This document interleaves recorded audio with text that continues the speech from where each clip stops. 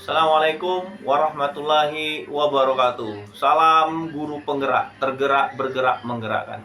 Bapak Ibu, calon guru penggerak angkatan 9 tahun 2023. Hari ini kita sudah sampai di modul 3.1 pengambilan keputusan sebagai pemimpin pembelajaran. Banyak hal yang sudah kita pelajari mengenai bagaimana cara kita sebagai pemimpin pembelajaran mengambil keputusan yang tepat melalui paradigma, melalui 3 prinsip pengambilan keputusan, serta dengan 9 langkah penentuan keputusan. Di modul 3.1 ini kita mendapatkan tugas melakukan wawancara terhadap kepala sekolah. Alhamdulillah saya sudah melakukan wawancara kepada kepala sekolah SMA Negeri Simpang Semambang tempat saya bekerja, yaitu Bapak Sopianto, Sarjana Pendidikan, Magister Pendidikan. Saya juga sudah melakukan wawancara kepada kepala SMA Negeri 2 Muara Beliti, Bapak Yas Budaya, Magister Pendidikan. Dan saya juga sudah melakukan wawancara dengan kepala SMP PGRI Air Beliti, Bapak Puji Triyono SPD, mengenai bagaimana mereka mengambil keputusan ketika menghadapi dilema etika ataupun menghadapi bujukan-bujukan moral. Adapun pertanyaan-pertanyaan yang saya berikan sesuai dengan modul di LMS, ada 8 pertanyaan inti yang saya sampaikan. Secara garis besar, kepala sekolah tersebut menjawab hal-hal yang hampir berkaitan dan hampir sama antara satu kepala sekolah dengan kepala sekolah yang lain. Pertanyaan pertama yaitu bagaimana cara mengidentifikasi dilema etika dan bujukan moral. Hampir kepala sekolah yang saya lakukan wawancara menyampaikan bahwa sebelum mereka mengetahui permasalahan tersebut, mengetahui apakah ini etika moral atau bujukan moral, para kepala sekolah tersebut selalu mendudukkan dulu masalah tersebut di tempat yang jelas. Artinya beliau mengupayakan bahwa beliau mengetahui secara rinci, secara terperinci masalah tersebut, barulah beliau mengetahui bahwa masalah ini merupakan dilema etika ataupun bujukan moral, termasuk menentukan bagaimana langkah-langkah berikutnya. Kemudian di pertanyaan yang kedua, bagaimana Anda mengambil keputusan ketika menghadapi dilema etika? Nah, Bapak Sopianto, Bapak Yas Budaya, dan Bapak Puji Triyono menyampaikan ketika mereka dihadapi dengan dilema etika, bagaimana mereka mengambil keputusan. Keputusan yang diambil adalah keputusan yang berpihak kepada murid dan dapat dipertanggungjawabkan, sehingga permasalahan yang dihadapi tersebut akan digali sedemikian rupa agar mengetahui duduk persoalannya di mana, sehingga keputusan tadi dapat diberikan dengan tepat, berpihak kepada siswa, dan dapat dipertanggungjawabkan, serta memenuhi aspek-aspek kaidah positif, norma-norma positif dalam kehidupan. Kemudian yang ketiga adalah prosedur atau langkah dalam mengambil keputusan di dilema etika. Memang kepala sekolah yang saya wawancarai tidak memiliki langkah-langkah khusus, langkah-langkah tertentu seperti yang kita pelajari di 9 langkah pengambilan keputusan. Namun langkah yang diambil kepala sekolah ini sebenarnya sudah menerapkan 9 langkah tersebut, meskipun langkah-langkah yang dibuat tadi tidak secara sistematis menunjukkan 9 langkah tersebut. Apa langkah secara umum yang dilakukan oleh kepala sekolah? Yang dilakukan secara umum adalah yang pertama, mengetahui permasalahannya apa, mengetahui duduk permasalahannya apa. Nah, ketika permasalahan ini sudah diketahui oleh kepala sekolah, maka dia akan meminta data pendukung oleh guru-guru yang berinteraksi langsung atau yang bertanggung jawab terhadap hal tersebut. Bisa jadi guru kelas, wali kelas, ataupun guru BK dan kesiswaan.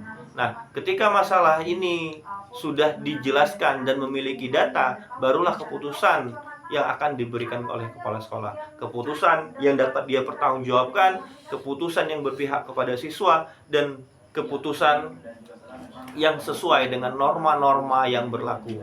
Sehingga jika kita berlandaskan pada dilema tentang siswa, di mana siswa misalkan tidak memiliki kemampuan akademik sehingga harusnya tidak diluluskan, tetapi sekolah harus meluluskan, maka sekolah kembali memperhatikan data-data yang dimiliki oleh sekolah. Bahkan jika terpaksa dan benar-benar datanya ini sangat valid, maka jalan terakhir bahwa anak tersebut harus tidak luluskan atau diberhentikan dari sekolah. Namun jika masih dapat memenuhi kriteria-kriteria tertentu menurut kepala sekolah, maka anak tersebut masih dapat dimaafkan dan masih dapat dinaikkan ataupun diluluskan, seperti itu.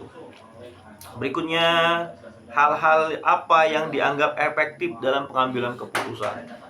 Hampir semua kepala sekolah saya tanyakan hal apa yang menjadikan lebih efektif dalam mengambil keputusan. Hal yang paling membuat efektif membuat keputusan adalah data.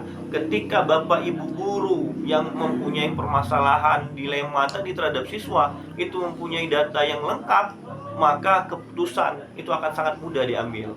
Tetapi ketika data yang diperoleh ini tidak lengkap, maka akan terjadi kesulitan dalam menentukan keputusan. Yang 5, hal apa yang menjadi tantangan dalam pengambilan keputusan dilema etika ini. Bapak Kepala Sekolah menyampaikan bahwa dilema etika ini memang tidak langsung dihadapi oleh seorang kepala sekolah. Dilema etika ini banyak yang dihadapi oleh guru-guru, terutama khusus untuk dilema kepada siswa, sehingga kepala sekolah hanya membantu memutuskan dilema yang terjadi tersebut. Sehingga hal yang membuat tantangan bagi kepala sekolah ini ketika data yang dimiliki oleh guru itu tidak lengkap, maka akan sangat sulit untuk melakukan atau memberikan keputusan. Lalu yang keenam, apa saja dalam pengambilan keputusan memerlukan waktu? Apakah kepala sekolah memerlukan waktu khusus atau tertentu dalam pengambilan keputusan? Bapak Kepala Sekolah menyampaikan bahwa ketika ada beberapa permasalahan yang mungkin membutuhkan waktu-waktu khusus, misalkan untuk kenaikan kelas, kelulusan, maka pengambilan keputusannya di waktu-waktu tertentu dengan prosedur tertentu, misalkan dengan rapat. Namun untuk hal-hal lain yang bersifat cepat dan butuh waktu yang cepat untuk dijawab, maka kepala sekolah bisa memberikan keputusan tanpa mengikuti jadwal-jadwal tertentu.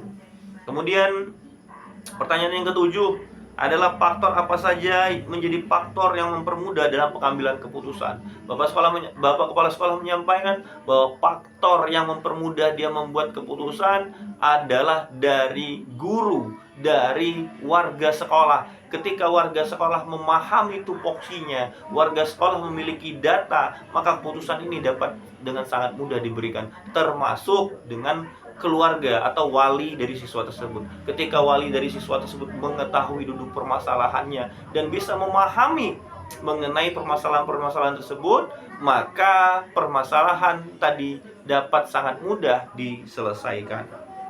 Kemudian pertanyaan terakhir, hal apa yang membuat Bapak Kepala Sekolah memiliki hal yang menarik dalam proses pengambilan keputusan?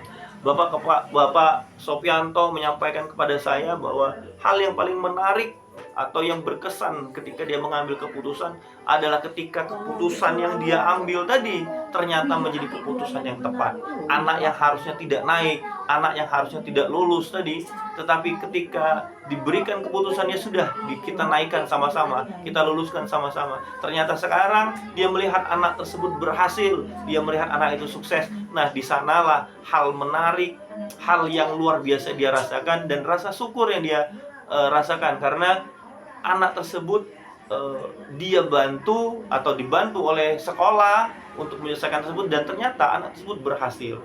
Demikian juga yang disampaikan oleh Bapak Puji Triyono, bagaimana ada anak yang nakal, yang kurang akademiknya kurang, namun dengan harusnya anak tersebut tidak naik kelas, namun dengan semangat bersama membimbing anak tersebut dengan perlakuan-perlakuan tertentu dan anak itu dinaikkan, ternyata ada perubahan dari anak tersebut.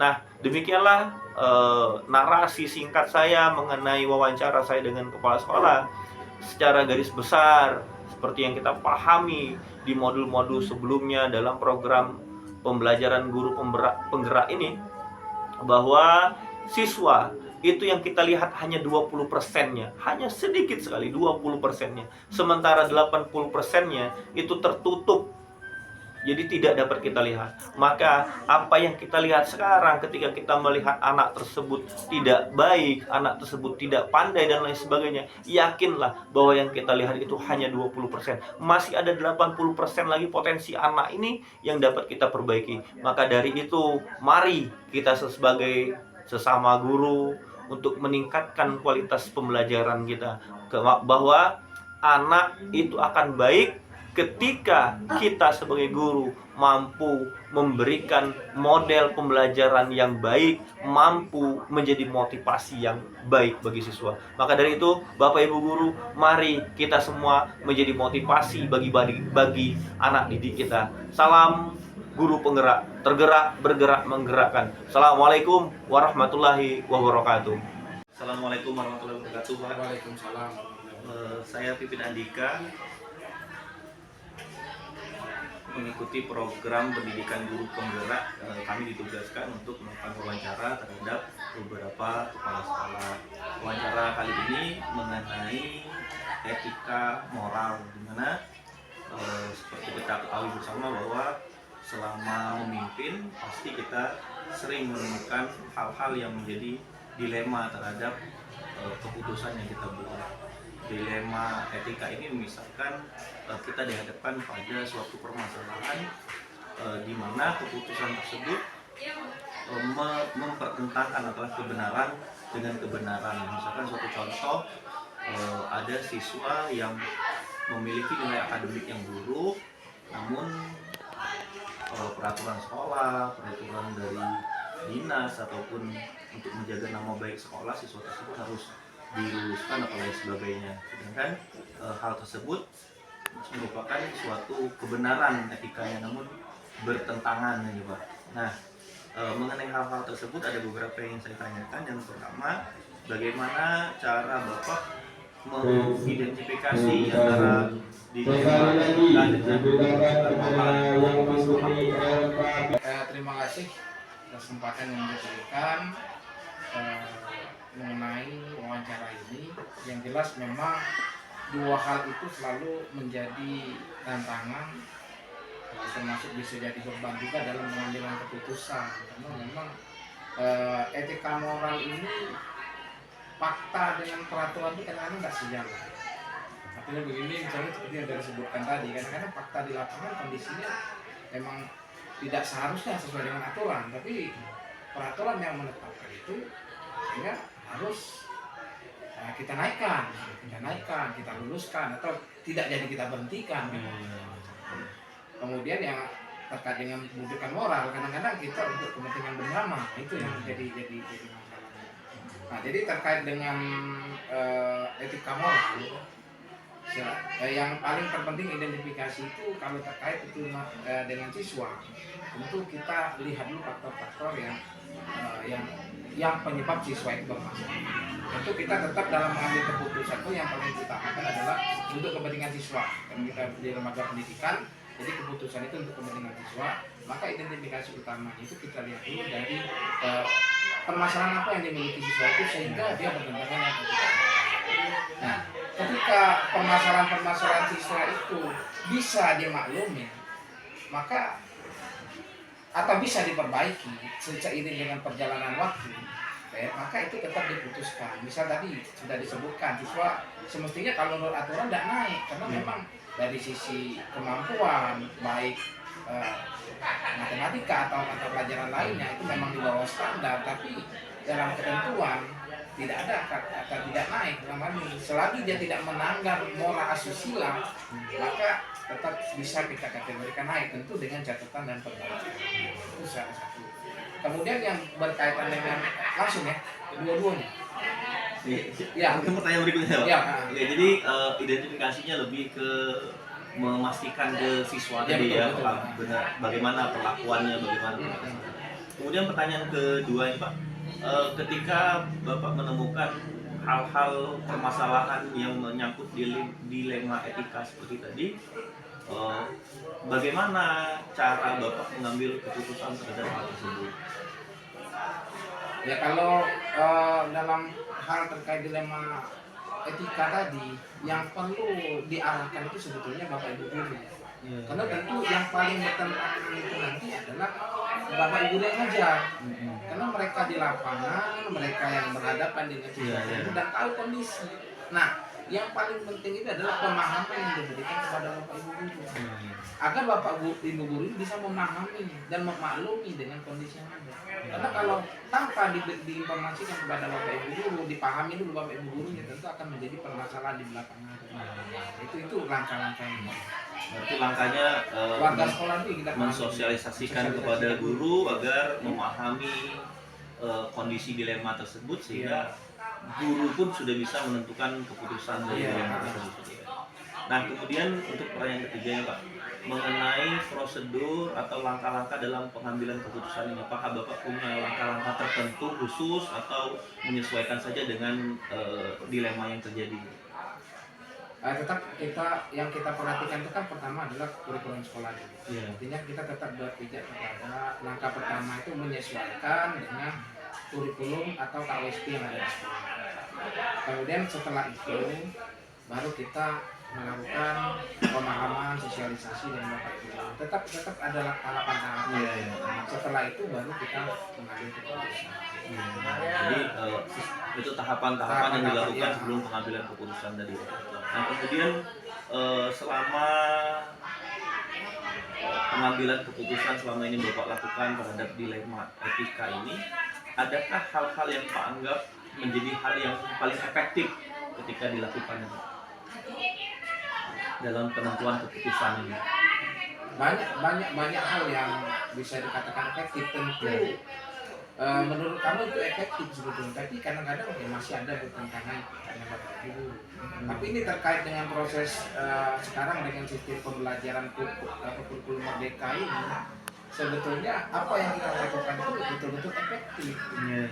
Betul-betul efektif. Jadi misalnya tadi memberi pemahaman kepada guru tentang bagaimana menangani siswa. Contoh saja misalnya kan guru kalau anak telat, kadang-kadang kan guru kan sifatnya kan menghukum. Nah itu kan secara otomatis bertentangan dengan kurikulum merdeka ini. Nah, maka oleh sebab itu kita mengajak guru untuk memberikan mencari faktor penyebab, memfasilitasi untuk siswa itu mencari faktor penyebab. Dan memang secara pribadi guru bertentangan, tapi dengan lambat laun akhirnya itu efektif. Pembiasaan. Nah, mengubah kebiasaan mengubah kebiasaannya sulit. Ya, jadi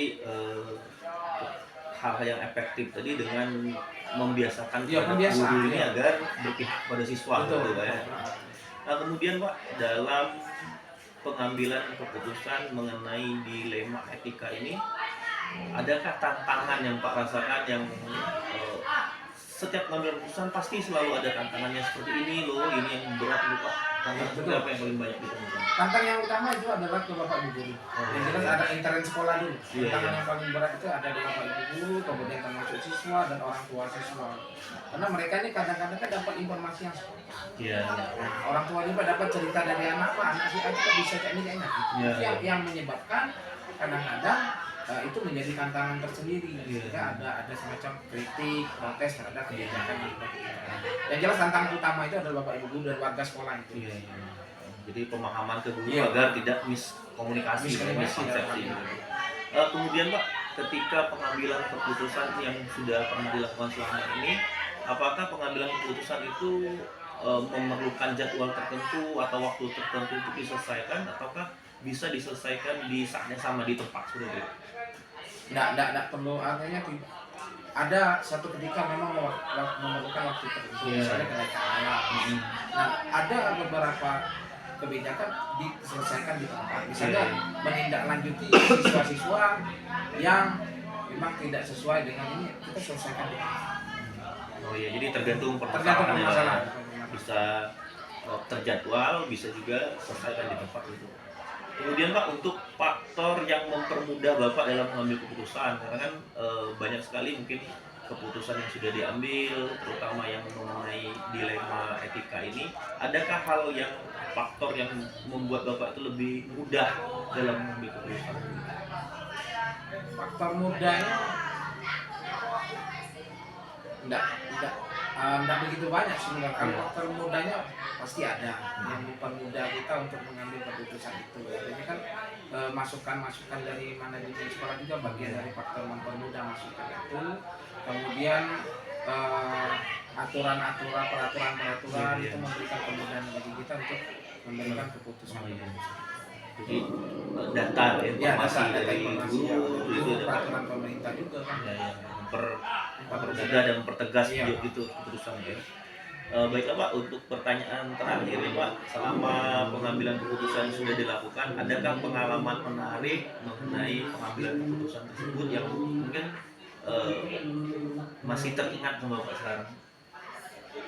Yang paling banyak itu adalah pengambilan keputusan untuk siswa naik kelas atau lulus. Iya. Itu yang paling Dilema. banyak dilema. Dan pada akhirnya toh bisa memberikan kesan yang luar biasa. Yang pertama itu yang paling banyak, yang paling utamanya pada saat memberikan keputusan naik kelas atau ketidaklulusan. Karena bertentangan di situ luar biasa, sehingga bagaimana cara kita dalam meredam itu, sehingga hasilnya pada kesimpulan akhirnya ternyata anak-anak yang kita berikan keputusan itu di kenyataan di lapangan mereka bisa lebih baik. Artinya keputusan yang kita berikan tidak salah, dan itu membuat kita merasa senang bahwa apa yang kita berikan itu putuskan itu ternyata berhasil. Jadi hal yang paling berkesan itu ketika keputusan kita itu ternyata benar. Ya, memiliki hasil yang positif. Demikian Pak wawancara saya pada hari ini. Lebih kurang saya mohon maaf. Itu saja, terima kasih banyak. Ya, yang pasti pertama kita harus mengetahui pokok permasalahan dulu. Setelah pokok permasalahan, kita cari solusinya. Setelah cari solusi, baru kita melakukan eksekusi. Ketika menghadapi dilema etika, mungkin kita harus tahu dulu kekurangan daripada kognitif dan psikomotorik dulu. Kalau memang terlalu jauh, mungkin kita bisa mengambil untuk tidak diluluskan. Tapi ketika psikomotorik dan kognitifnya mungkin tidak terlalu jauh tentang jarak nilainya, mungkin kita bisa meluluskan. Jadi kedua-duanya kita bisa memberikan yang terbaik, baik untuk sekolah maupun untuk etikanya. Ya, pertama tadi kita harus melihat pokok permasalahan dulu, lalu kita cari cara pemecahannya. Setelah dapat, kita ambil langkah terbaik apa yang bisa dilakukan, yang paling efektif. Ya. Kalau memang kognitif dan psikomotor tantangannya mungkin dari masyarakat, dari masyarakat, karena biasanya orang tua dengan tingkat pendidikan yang masih di bawah, mungkin dia belum bisa menerima tentang peraturan atau keputusan kita. Tapi dengan cara kita mengundang mereka ke sekolah, memberitahu batas-batasan kalau lulus, etika gimana, mungkin dia bisa mengerti. Menggunakan jadwal, mengundang wali murid, mengundang guru rapat, lalu kita mengambil hasil yang terbaik. Ya, kita tidak mementingkan salah satu pihak, kita mengambil jalan tengahnya. Memang kalau anak-anaknya bagus, anaknya nilai kurang misalnya, tapi memang nakal kurang semuanya, mungkin kita tidak bisa meluluskan. Tapi kalau dia bagus, rajin, tapi nilai kurang, mungkin kita bisa meluluskan. Jadi kita ambil jalan yang tengah, objektif. Ada sih, misalnya ketika anaknya kognitifnya kurang, lalu psikomotorik kurang, etika tidak ada, terus masih keluarga juga, jadi bingung. Tapi kita harus menuju teladan yang baik kepada kawan-kawan. Tetap kita tidak naikkan atau tidak luluskan, karena memang itu peraturan. Kalau misalnya kita keluarga kita luluskan, nanti ada orang yang cemburu. Gitu. Assalamualaikum warahmatullahi wabarakatuh, Bapak Ibu CGP Angkatan 9 dimanapun berada.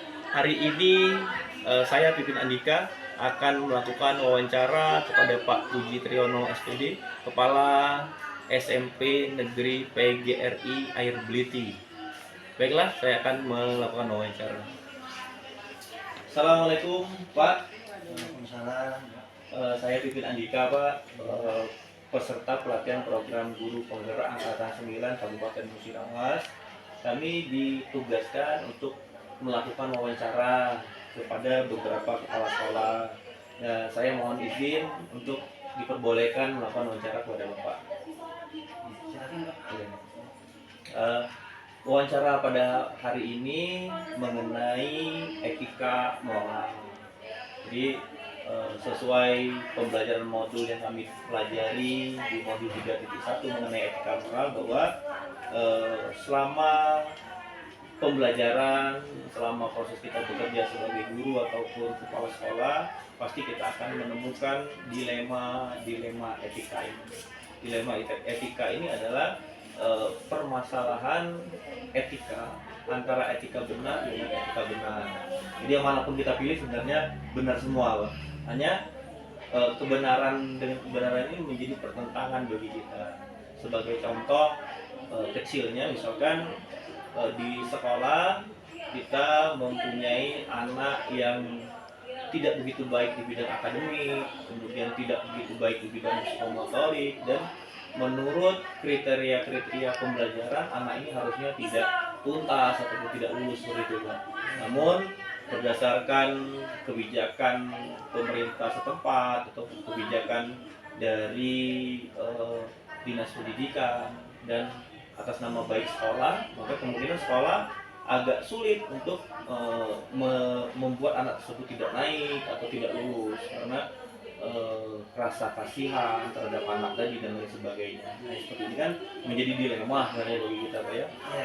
Nah, yang ingin saya tanyakan, selama Bapak melaksanakan kewajiban sebagai kepala sekolah, bagaimana cara Bapak mengidentifikasi antara dilema moral, dilema etika yang mungkin terjadi di sekolah Bapak? Terima kasih Pak Pipin. Kami akan menjawab pertanyaan Bapak masalah dilema etika moral terhadap anak didik. Iya.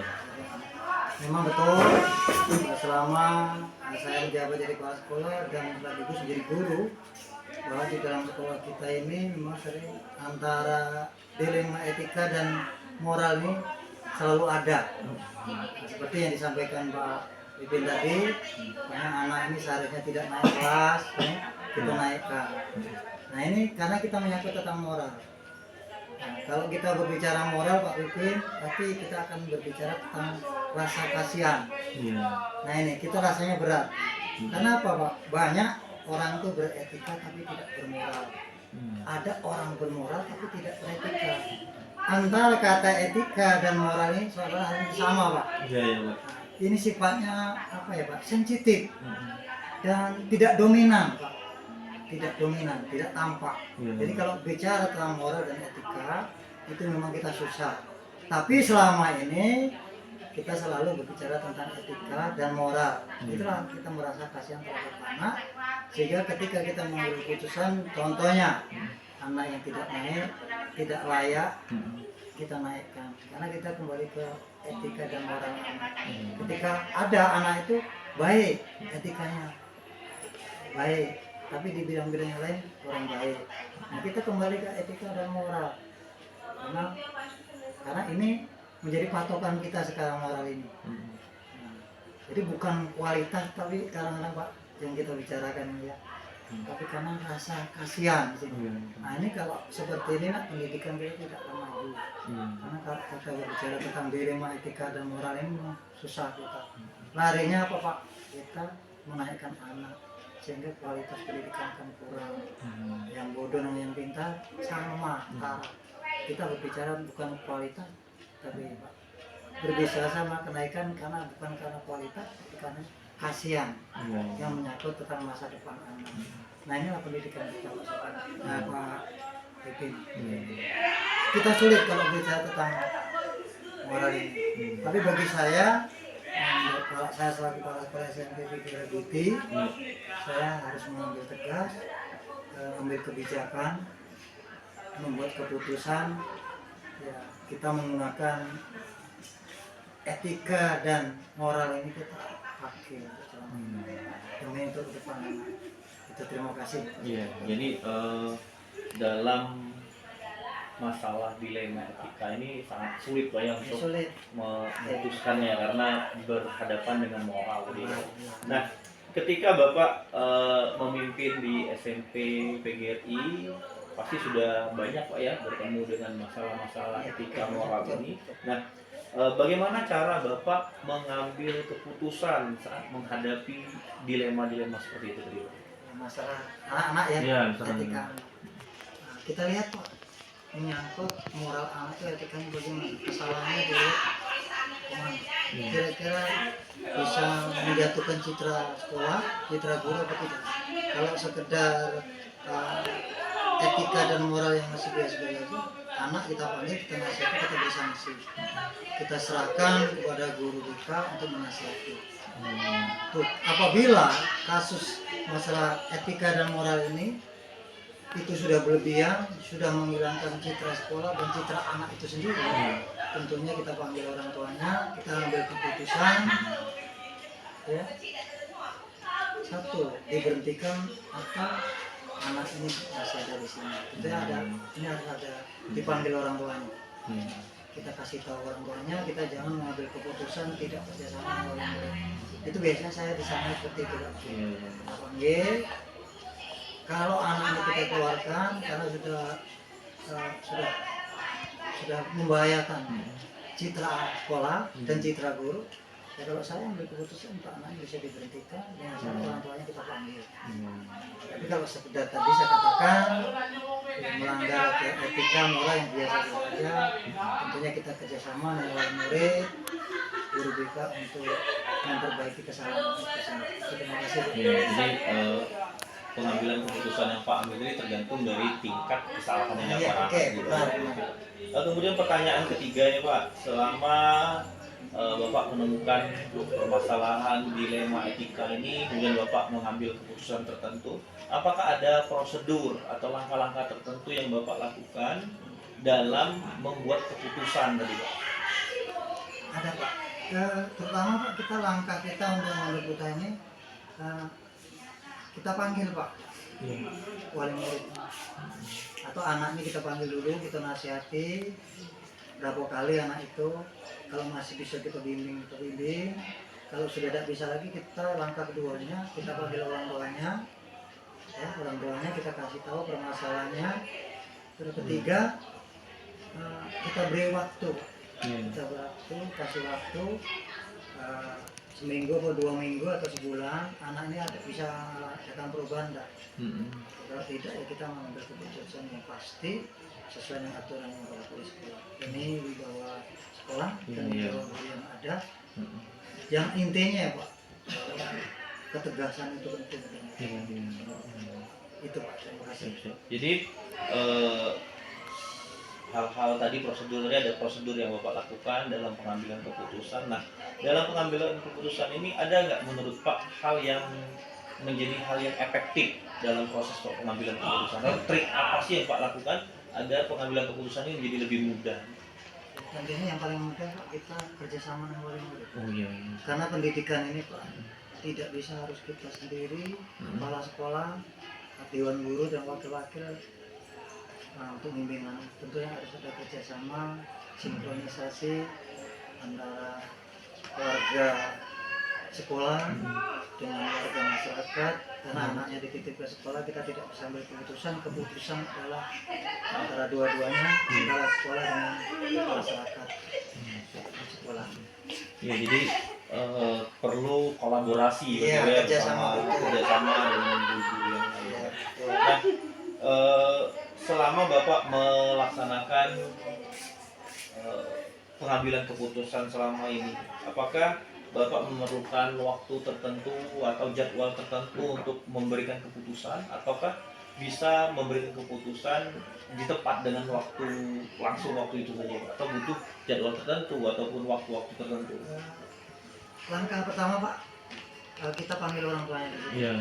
Sudah kesepakatan apa yang harus kita kasih ini, kita buatkan surat perjanjian, Iya. kriteria untuk syarat-syarat ini supaya dilakukan. Kemudian kita ambil waktu, kira-kira gimana orang tuanya. Kan ada Pak Pipin orang tua yang menerima atas kesalahan anaknya, ada yang orang tua yang Tidak menerima.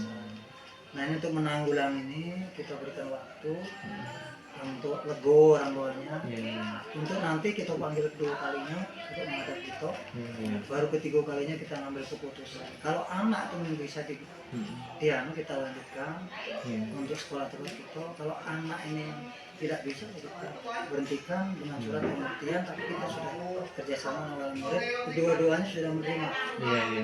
Orang tuanya menerima juga atas kesalahannya karena anaknya tidak mau lagi. Yang itu yang paling penting itu Pak. Jangan salah kita mengambil keputusan sendiri. Tentunya kalibrasi itu langkahnya kita kasih jeda. Dan itu suatu keputusan yang terbaik menurut saya, karena mengambil keputusan yang tergesa-gesa itu akan berbahaya, akan membuat diri lemah, merusak cita sekolah, dan masyarakat nanti tidak percaya. Tapi ketika mengambil keputusan diberi waktu untuk pulang berpikir, pikirlah bisa nggak bapak untuk menasihati anaknya, mengawasi anaknya, kalau ada perubahan kita kalau tidak ya kita ambil keputusan untuk pemberhentian, kita buat surat pemberhentian, ditandatangani wali murid, ditangani oleh yang bersangkutan anak, kemudian diketahui oleh kepala sekolah, itu sebagai bukti bahwa anak diberhentikan dengan tidak. Apabila anak itu mau pindah, ya silakan kita beri pindah kemana, kita urus, ya kita buat ke surat pindah. Kalau ada mau pindah. Jadi ketika dilema terjadi dengan terhadap siswa tadi, berarti hal yang kita lakukan tadi yaitu mengajak anak tadi ke perubahan yang baik dulu. Kalau tetap tidak bisa, maka akan diputuskan dengan keputusan yang lainnya. Ya, bayangannya, pelaksanaannya. Selama Bapak melaksanakan pengambilan keputusan selama ini, ada tidak Pak faktor yang membuat Pak lebih mudah dalam mengambil keputusan? Apakah semua itu sulit semua Pak? Atau ada hal yang bikin mudah Pak dalam sebenarnya Pak, kalau kita berkaitan dengan fenomena etika dan moral, kesulitan. Karena anak ini Pak, gejolaknya berbeda Pak. Contohnya di kelas 1 permasalahannya berbeda nanti. Jadi ini kesulitan kita. Kalau kita menentukan keputusan, mengambil keputusan itu memang sulit rasanya. Kita kembali ke hati Pak. Ya, kita tidak sekejam itu. Kadang-kadang kita masih ada namanya intoleransi. Toleransi. Nah, tujuan pembelajaran kan kalau bisa bukan menghukum anak, tapi merubah anak. keberpihakan kepada anak. Iya, itu Pak. Biar anak itu kalau bisa, kalau tidak bisa ya kalau dia bukan salah kita lagi. Kita mengambil tindakan sesuai dengan aturan kita, tapi sudah disepakati bahwa ya lembaga masyarakat sekolah, lembaga masyarakat Nah Pak, selama pengalaman Bapak sebagai kepala sekolah dan sudah banyak sekali mengambil keputusan-keputusan, ada tidak Pak pengalaman Pak yang sangat menarik saat pengambilan keputusan yang mungkin sampai saat ini masih teringat atau tidak terlupakan? Ada Pak, saya ini ada kejadian